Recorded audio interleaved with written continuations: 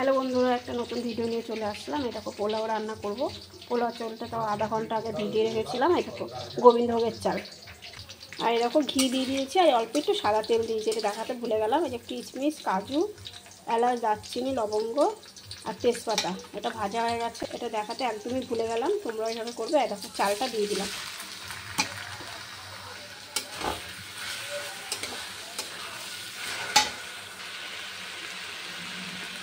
বন্ধুরা হালকা একটুখানি হলুদ দিয়ে দিলাম।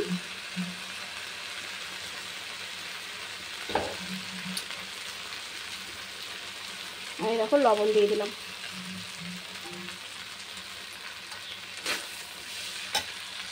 এই দেখো বন্ধুরা গরম জল বসিয়ে দিয়েছি, ওই 750 মতন জল দিয়েছি, আড়াই কোটো চাল তো।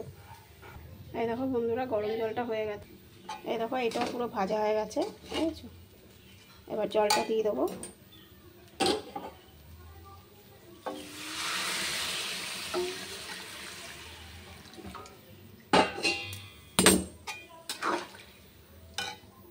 এই দেখো জলটা দিয়ে দিয়েছি, এবার ঢেকে দিলাম।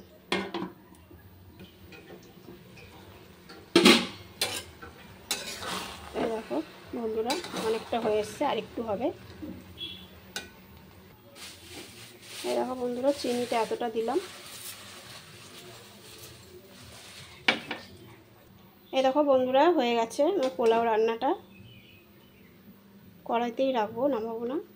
তা তোমরা এরকম করে বানিয়ে খেয়ে দেখো, ভালো লাগবে। ভিডিওটা কেমন লাগলো অবশ্যই জানাবে।